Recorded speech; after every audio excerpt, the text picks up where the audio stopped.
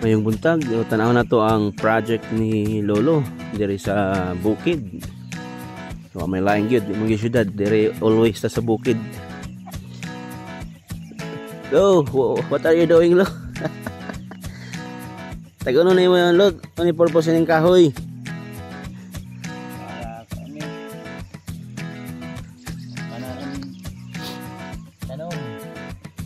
Grabe naman yun na project ko. Ay engineering man yun eh. Sugod sa pagtanom sa pipino, hangtod sa pagbutang ng mga proteksyon sa kilid-kilid o dire sa mga kalatayan sa pipino na kahoy.